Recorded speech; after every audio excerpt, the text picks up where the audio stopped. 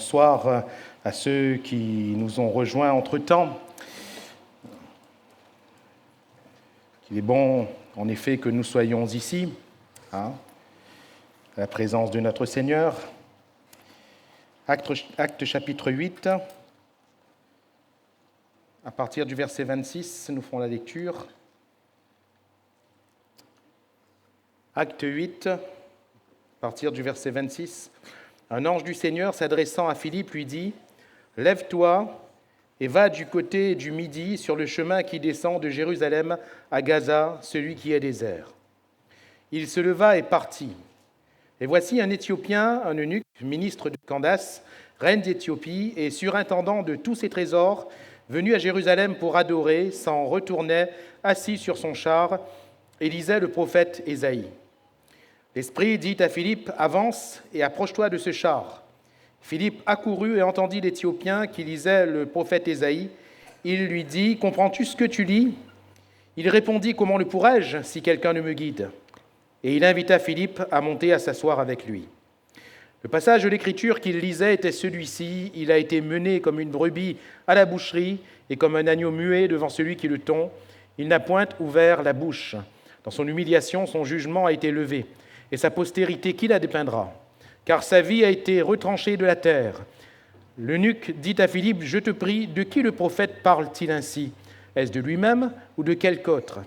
Alors Philippe, ouvrant la bouche et commençant par ce passage, lui annonça la bonne nouvelle de Jésus.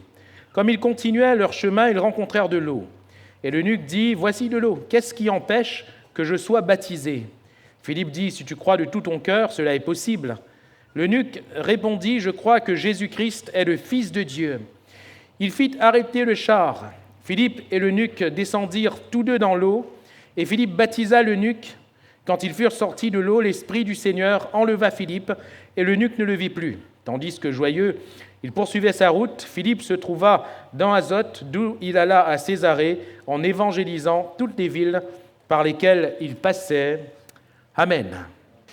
Alors nous sommes dans un week-end de baptême et il m'a semblé bon, c'est venu sur mon cœur, ce texte d'un baptême, du baptême donc de cet eunuque éthiopien et de ces circonstances qui l'ont entouré. Et ces deux versets 36-37, comme ils continuaient leur chemin, ils rencontrèrent de l'eau et l'eunuque dit « Voici de l'eau, qu'est-ce qui empêche que je sois baptisé ? Qu'est-ce qui empêche que je sois baptisé ?» C'est la question que j'aimerais laisser sur notre cœur concernant le baptême, pas seulement concernant le fait d'être plongé dans l'eau, comprenons-le bien, mais concernant ce qu'est le baptême. Qu'est-ce qui empêche que je sois baptisé ? Philippe dit, « Si tu crois de tout ton cœur, cela est possible. » Et l'eunuque répondit, « Je crois que Jésus-Christ est le Fils de Dieu. » C'est une rencontre merveilleuse dont nous avons lu le récit et qui nous parle de cet entretien entre Philippe et cet eunuque éthiopien qui était venu à Jérusalem, rappelons-le, pour adorer. Donc cela nous montre que c'est un prosélyte au moins, c'est-à-dire quelqu'un qui s'est converti au judaïsme, n'étant pas de la race juive à la base. C'est quelqu'un donc qui connaît la religion juive, c'est quelqu'un qui connaît le Dieu des Juifs, et c'est quelqu'un qui est venu observer donc cette religion, et une fête, en l'occurrence, l'amène à venir à Jérusalem pour observer ce que les Juifs observent, à savoir adorer dans le cadre d'une fête religieuse. Cet homme vient adorer. Il retourne en lisant, pardonnez-moi l'expression, sa Bible, il retourne en lisant des passages des Saintes Écritures, mais il ne comprend pas. On voit que son cœur est vide. Et puis, Philippe, poussé par le Saint-Esprit, va venir lui parler en lui demandant « Comprends-tu ce que tu lis ?» Nous l'avons lu ensemble, il va dire « Mais comment le pourrais-je si personne ne me guide ou si personne ne m'explique ?» Et Philippe va lui annoncer le Christ, car voyez-vous, le Christ est le centre et le fondement des Écritures. Alors, en entendant l'Évangile, cet homme va poser cette question. Qu'est-ce qui empêche que je sois baptisé ? Tu me parles de baptême, Philippe. Mais qu'est-ce qui empêche que je sois baptisé. Jésus a dit, celui qui croira, qui sera baptisé, sera sauvé. Qu'est-ce qui empêche que je sois baptisé? Pourquoi demande-t-il cela? Parce que lui aussi veut être sauvé. Et voyez-vous, la soif de son cœur, ce n'était pas une religion. Ce n'était pas de trouver la bonne religion. Si quelqu'un est venu chercher la bonne religion ce soir, j'aimerais vous répondre d'ores et déjà, avant qu'on puisse le développer tout à l'heure, la bonne religion, c'est Jésus. La bonne religion n'est pas l'observation de rites ou de traditions d'une manière de faire par rapport à une autre. Non, la bonne religion, c'est Jésus en nous. Qu'est-ce qui empêche que je sois baptisé? Qu'est-ce qui m'empêche de faire ce qu'il faut pour être sauvé? Voilà comment comprendre cette question. Qu'est-ce qui empêche? Qu'est-ce qui empêche? Et cet homme ne voulait pas seulement participer à un service de baptême, non. Cet homme voulait de tout son cœur entrer dans ce salut que Philippe lui proposait, lui dépeignait. Le salut a pour condition, et c'est Jésus qui lui-même va le déclarer dans ses propos, celui qui croira, qui sera baptisé, sera sauvé. Et il va dire aussi, celui qui persévérera jusqu'à la fin sera sauvé. Voyez-vous, pour moi, cela fait un tout. Le salut a pour condition la foi, celui qui croira. Le salut a pour condition l'engagement et qui sera baptisé. Car Pierre va dire que le baptême n'est pas la purification des souillures du corps, mais l'engagement d'une bonne conscience envers Dieu, qui maintenant vous sauve. Voyez-vous, ce n'est pas l'eau du baptême qui nous sauve. Ce n'est pas l'eau du baptême. Ce n'est pas en entrant dans cette eau. Tout à l'heure, l'une des personnes, en l'occurrence le frère qui sera présenté à l'église, va entrer dans cette eau du baptême. Mais laissez-moi vous dire que l'eau du baptême ne lui fera rien. Si ce n'est peut-être un bien, je ne sais pas comment dire, aquatique. Mais ça ne lui fera rien concernant son salut. Ce n'est pas cette eau ou l'eau d'un autre endroit. Une sœur, vous allez entendre son témoignage, elle va intégrer l'Église parce qu'elle vient d'un autre mouvement. Elle a été baptisée, si je ne me trompe pas, faites-moi un signe si je me trompe, sœur Gaëlle, elle a été baptisée dans l'eau du Jourdain, c'est ça? C'est ça, oui. Dans l'eau du Jourdain, est-ce que ça vous a fait quelque chose? Non. Voyez-vous? Ce n'est pas l'eau d'un endroit ou d'un autre qui nous fait quelque chose. J'aimerais bien voir le Jourdain, par contre. J'aimerais bien voir ce pays d'Israël, si le Seigneur m'en donne l'occasion un jour, mais ce n'est pas ça, Israël qui va me sauver. Ce n'est pas le Jourdain qui va me sauver. Ce n'est pas l'eau de quelque endroit qui nous sauve. Non, c'est l'engagement. C'est l'engagement d'une bonne conscience. Et cet engagement nous sauve. Lorsque nous nous engageons avec Dieu, Dieu s'engage avec nous. Alléluia. Lorsque nous faisons alliance avec Dieu, Dieu s'alliance avec nous. Et comme un homme fait alliance avec sa femme par les liens du mariage, nous nous alliançons à Dieu. Et c'est cet engagement-là qui nous sauve. Donc il n'y a rien de magique. Il n'y a rien en soi de spirituel dans l'eau en soi, non. Mais c'est la figure de ce que Christ lui-même a connu. Il est mort et il est ressuscité. Et en étant plongé dans cette eau, c'est le signe de la mort à nous-mêmes. C'est comme si que nous nous abandonnions nous-mêmes. Comme dans le mariage, nous le verrons dans la soirée pour les couples, le lundi 5. Mais quand on se marie, chers amis, comprenons qu'on s'abandonne nous-mêmes pour l'être à qui nous nous marions. Vous avez compris ça au moins? Oui. Oui, il faut comprendre. Nous abandonnons nous-mêmes pour l'être avec qui nous nous marions. Et il y a un équilibre parce que l'autre aussi s'abandonne pour l'être avec qui l'autre se marie. Il y a un équilibre. Ainsi, nous nous abandonnons nous-mêmes. Pour qui? Pour Jésus. Alléluia. Nous vivons pour Jésus. C'est l'engagement. Celui qui croira, la foi. Celui qui sera baptisé, l'engagement. Et celui qui persévérera, la persévérance dans cet engagement. Alléluia. C'est dans cet engagement qu'il faut persévérer. Ce n'est pas d'autre chose. Jean va dire dans son épître que ce que vous avez entendu dès le commencement demeure en vous. Il ne s'agit pas, comme nous l'avons entendu dans le don spirituel, de chercher un autre évangile. Il ne s'agit pas de nourrir son intellect. Non. Il s'agit de suivre l'engagement que nous avons pris avec le Seigneur. Si c'est en prenant et tenant cet engagement que je suis sauvé, voyons ce soir ce qui nous permet de vivre pleinement cet engagement. Qu'est-ce qui empêche que je sois baptisé? Ou plutôt, qu'est-ce qui va caractériser cet engagement? Premièrement, dans ce texte, nous voyons que ce qui amène cet Éthiopien au baptême, c'est la révélation des Écritures. Alléluia. C'est la révélation des Écritures. Verset 30, Philippe accourut et entendit l'Éthiopien qui lisait le prophète Ésaïe. Il lui dit, « Comprends-tu ce que tu lis? Comprends-tu ce que tu lis ?»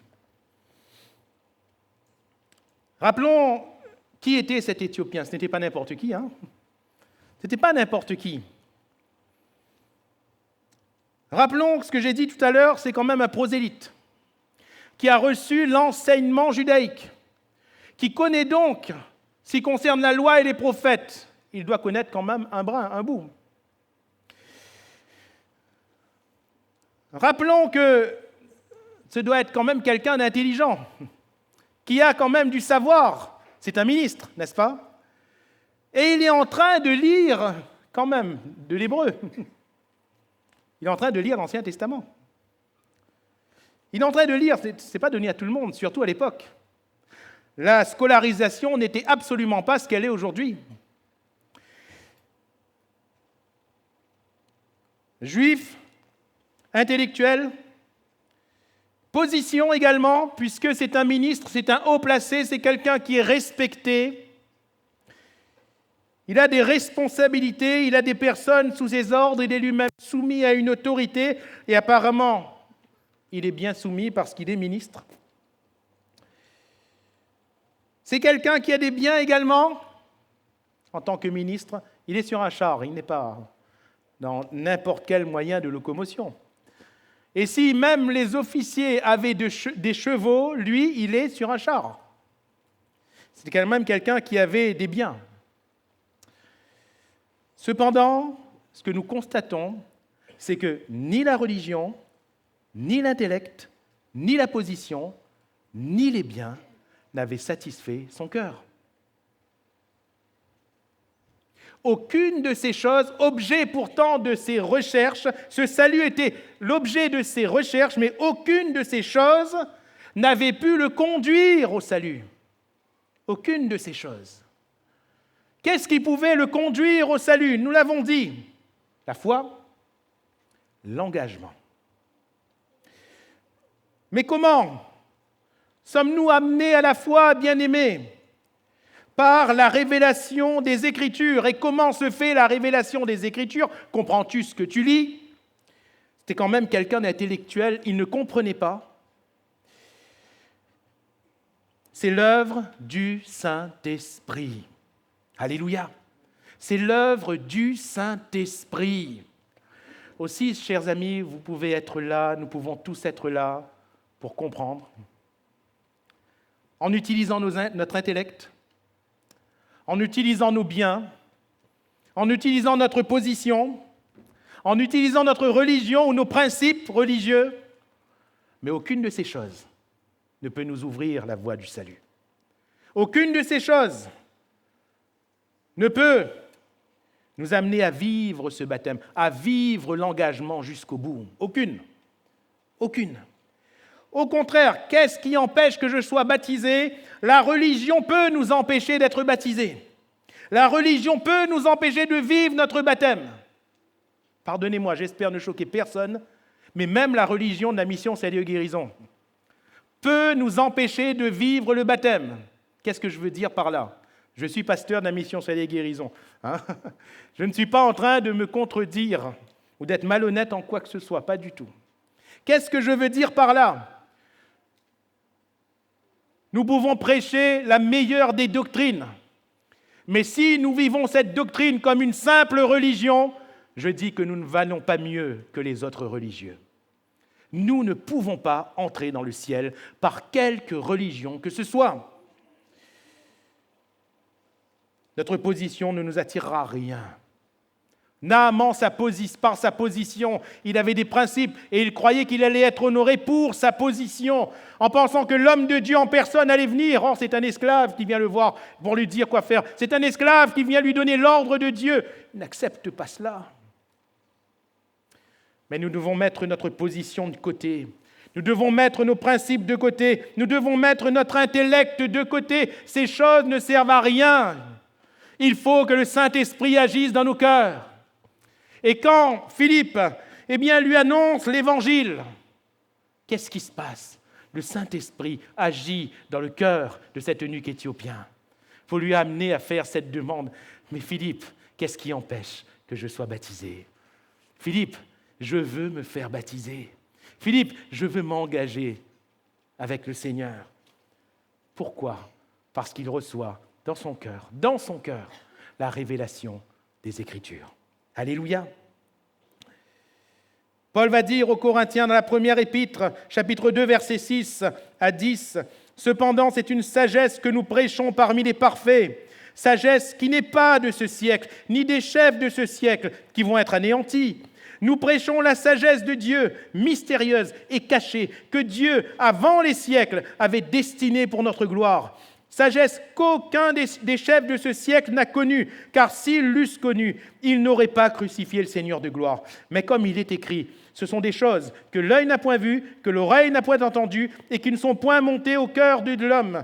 Des choses que Dieu a préparées pour ceux qu'il aime, Dieu nous les a révélées par l'Esprit. Alléluia.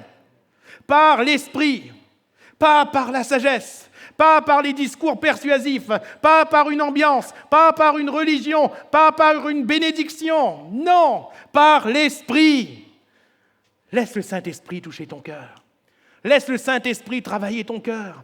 Laisse, par la parole de Dieu, le Saint-Esprit pénétrer au plus profond de ton âme et te toucher. Le jour de la Pentecôte, il n'y a pas eu de démonstration intellectuelle. Il y a eu la parole prêchée par l'apôtre Pierre. La Bible nous dit qu'ils eurent le cœur vivement touché. Alléluia. Quand on ouvre notre cœur à la parole de Dieu, le cœur est vivement touché. Alors, le psalmiste va dire dans le psaume 119, verset 130, « La révélation de tes paroles est claire, elle donne de l'intelligence aux simples. » Et il ne s'agit pas ici d'une intelligence intellectuelle, pardonnez-moi l'expression, mais il s'agit de la sagesse de Dieu, qui est donnée même à ceux qui sont regardés comme les plus simples, comme les plus faibles, comme les plus vils. Lorsque le Saint-Esprit pénètre un cœur pour lui révéler la substance des Écritures, alors la sagesse de Dieu, la révélation des Écritures, la sagesse de Dieu est donnée.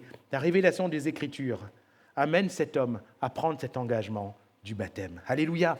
Et la révélation des Écritures va nous amener, tous, vous et moi, à vivre cet engagement du baptême. Que ce soit pour le prendre, pour certains, ou pour d'autres, comme moi, comme beaucoup ici, à le vivre jusqu'au bout, cet engagement. Alléluia. Deuxièmement, premièrement, la révélation des Écritures. Deuxièmement, l'attachement à la personne du Christ. Qu'est-ce qui nous permet de vivre cet engagement jusqu'au bout? Qu'est-ce qui nous permet de ne pas faillir? Qu'est-ce qui nous permet de vivre ce baptême? L'attachement à la personne du Christ. C'est la personne du Christ qui est dépeinte par les Écritures. Philippe, en commençant par ce passage du prophète Ésaïe qui est, et mes amis, le plus approprié de l'Ancien Testament. C'est l'évangile de l'Ancien Testament. Ésaïe est appelé le 5e évangéliste. C'est l'évangile Ésaïe 53. C'est l'évangile. Il nous est parlé de la croix de Christ. C'est un tremplin que le Saint-Esprit avait déjà préparé dans cette situation. Mais voyez-vous, Philippe, il ne va pas aller dans les démonstrations de ceci, de cela. Non, qu'est-ce qu'il prêche? Il prêche Christ. À partir de ce passage, il annonce le Christ. Il va encore vers d'autres passages pour annoncer le Christ. Car qui est celui qui sauve? C'est le Christ. Alléluia. Le Christ. C'est la personne du Christ qui est dépeinte par les Écritures. C'est la personne du Christ qui est révélée par la prédication de l'Évangile. Car au centre de la Bible et au centre de nos prédications, qui est présent, c'est le Christ. C'est cette même personne du Christ qui devient notre Seigneur, notre Sauveur et le résident permanent de notre cœur dès que nous croyons en lui. Amen. Voyons que dans ce passage, ce n'est pas écrit clairement, mais il y a un attachement à Christ. La Bible nous dit que cet eunuque poursuit son chemin joyeux. Il poursuit son chemin joyeux. Pourquoi? Pourtant, il se passe quelque chose. Philippe disparaît à ses yeux. C'est ce qui se passe. L'esprit enlève Philippe, et l'esprit donc le transporte ailleurs. L'eunuque, il ne sait pas. Il ne sait pas où est Philippe, mais il reste joyeux.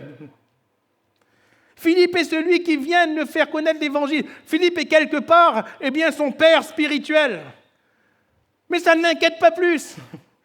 Il pourrait se dire, mais où il est mon guide? Comment le pourrais-je si personne ne me guide? Philippe le guide. Mais mon guide, il est parti où? Mais nous ne voyons pas cet eunuque déstabilisé, n'est-ce pas? Ce n'est pas ce qu'on ressent dans ce texte. Il n'est pas déstabilisé. Pourquoi? Parce que son guide n'était plus Philippe. Son guide, c'était Jésus. Il s'était attaché à la personne de Jésus dont il venait d'entendre parler. Et s'attacher à Christ, voilà ce qui le rend joyeux. Joyeux, il poursuivit son chemin. Alléluia. J'aime bien cette expression, poursuivre le chemin, dans le cadre de notre propos ce soir, le baptême, l'engagement. C'est un chemin que nous commençons et que nous devons poursuivre jusqu'au bout. Joyeux, il poursuit son chemin. Comment poursuivre notre chemin joyeux? Frères, sœurs, chers amis, vous qui vous baptisez ce soir, demain ou prochainement, comment poursuivre votre chemin joyeux? En étant attaché à Jésus, en restant attaché à Jésus jusqu'au bout, quoi qu'il arrive. L'eunuque ne s'est pas attaché à un homme. Pourtant, ce devait être formidable d'être à la présence de cet évangéliste qui était Philippe. Mais il ne s'est pas attaché à un homme. Ce qu'il y a de marquant pour ces chrétiens de l'Église primitive, pour ses premiers disciples, pour ses premiers apôtres, c'est qu'ils ne se sont pas attachés à un homme, ils se sont attachés à Jésus. Et Jésus a été leur soutien du début jusqu'à la fin. Alléluia. La Bible nous parle d'un autre homme, un jeune homme, qui, un peu comme l'Éthiopien, avait une position, il était riche, et qui est venu voir Jésus avec cette même soif. Que dois-je faire pour hériter la vie éternelle? Jésus lui parle des commandements, et il va dire, mais j'ai déjà commencé à observer ces choses. Alors Jésus lui dit, Matthieu 19, 21, si tu veux être parfait, va, vends ce que tu possèdes, donne-le aux pauvres, et tu auras un trésor dans le ciel. Puis, viens et suis-moi. Dans tout ce que venait de dire Jésus, ce qui devait le plus peser, ce n'était pas vends tout ce que tu as, c'était viens et suis-moi.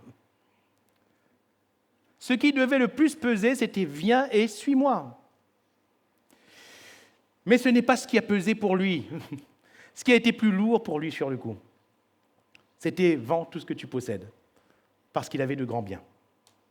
Et la Bible nous dit que le jeune homme s'en alla, pas joyeux comme l'eunuque, tout triste. Tout triste, parce que le Christ n'a pas compté pour lui. Il ne s'est pas attaché au Christ. L'eunuque, lui, est reparti joyeux, parce que lui s'est attaché au Christ. Lui s'est attaché à Jésus. Chers amis, notre salut, c'est Jésus. Notre salut n'est pas la Bible. La Bible est le support pour la rencontre entre nous et une personne. C'est Jésus-Christ. La Bible, nous dépeint une personne, c'est Christ, mais la finalité n'est pas ce qui est écrit. La finalité, c'est la personne de Christ. Jean va le dire.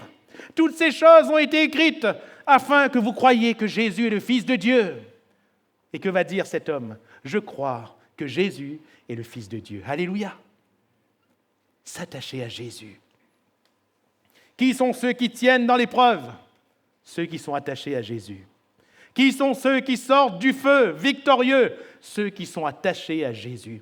Qui sont ceux, qui, même après avoir subi des coups, des échecs, et toutes sortes de difficultés, qui sont ceux qui continuent la route joyeux? Ce sont ceux qui s'attachent à Jésus.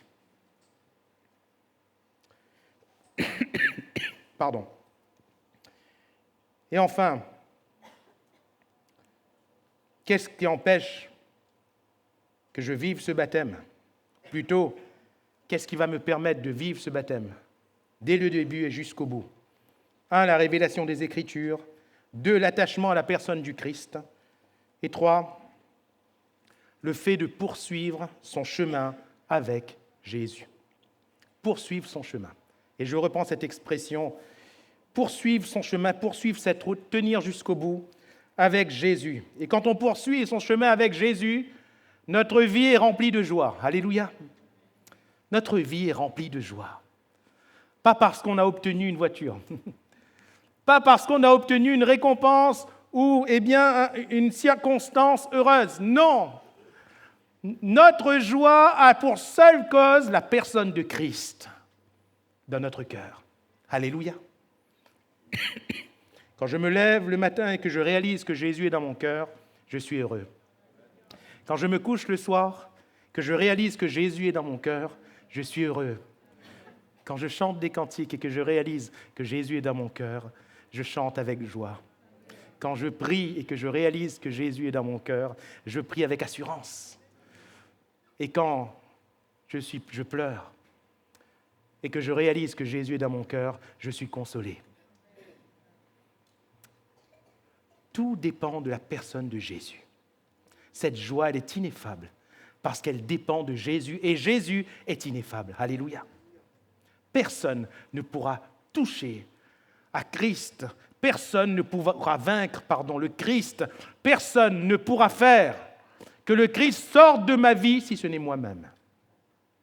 Si ce n'est moi-même. Poursuivre son chemin avec Christ, c'est évangéliser. C'est faire son œuvre. C'est ce qu'a fait Philippe, n'est-ce pas? Je le dis souvent, on aimerait tous, en tout cas j'en ai entendu beaucoup, qui aimeraient, comme Philippe, être tout d'un coup enlevé par l'esprit et jeté ailleurs. Parce que ça va faire sensation, vous voyez? Moi, je ne sais pas si j'aimerais pareil. Parce que, voyez-vous, il suffit de prendre une simple carte et voir la ville d'Azote, où elle était.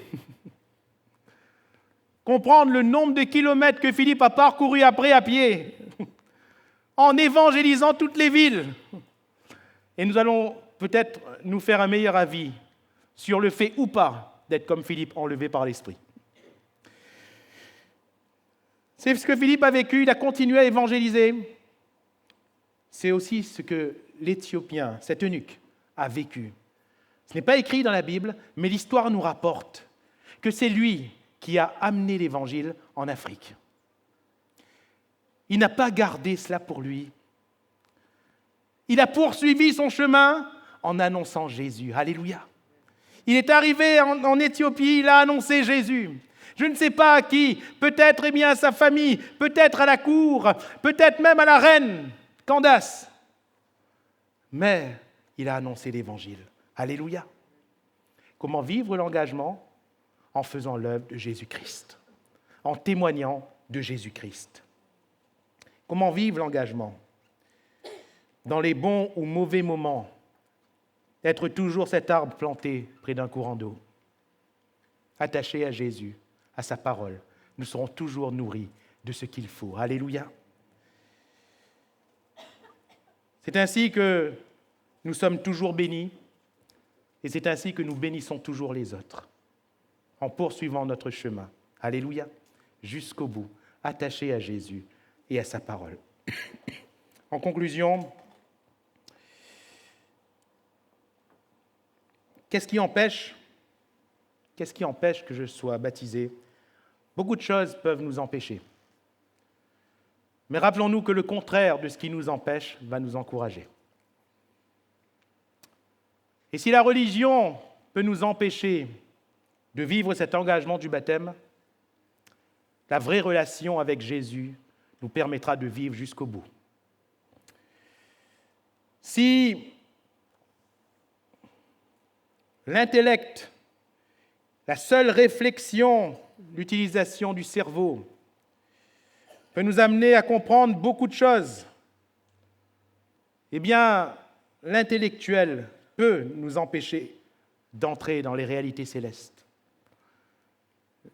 L'intellectuel nous prive, bien-aimés, parfois de beaucoup de choses. Tant que le Seigneur n'a pas touché cet intellect, nous sommes privés de beaucoup de choses. Mais la révélation du Seigneur à nos cœurs va nous permettre de saisir pleinement le Christ et de vivre pleinement avec lui. Nos positions, nos biens n'y peuvent rien. Nos expériences sont une richesse en soi, oui, mais nos expériences ne nous permettent pas en soi d'être sauvés. Non, non. Qu'est-ce qui nous permet de vivre cet engagement, je l'ai dit? La révélation des paroles du Seigneur, l'attachement à la personne du Seigneur et la persévérance dans le chemin du Seigneur. Frères et sœurs, si nous poursuivons ainsi jusqu'au bout, en croyant, en vivant l'engagement, quoi qu'il arrive, et en tenant ferme jusqu'au bout, viendra le jour où le Seigneur viendra nous chercher, ou alors le jour où nous irons vers lui, ayant fermé les yeux sur terre, peu importe la manière, peu importe le temps, peu importe les moments qui sont entre les mains du Seigneur, mais ce jour viendra. Et alors, le Seigneur avec qui nous nous sommes engagés et qui s'est engagé avec nous par le baptême, ce Seigneur nous donnera la couronne de vie. Il nous donnera la couronne de justice. Lui seul la donnera aux élus qui auront cru et qui auront aimé son avènement. Aussi, frères, sœurs, prenons courage, les temps sont difficiles. Chers amis qui vous engagez avec le Seigneur ce week-end, prenez courage, car ce n'est pas quelque chose de facile, même si c'est le plus merveilleux des engagements. Il n'est pas facile. Le Seigneur est proche, il va bientôt paraître, et il viendra couronner la foi et l'engagement dont nous avons fait part. Que son nom soit béni. Alléluia.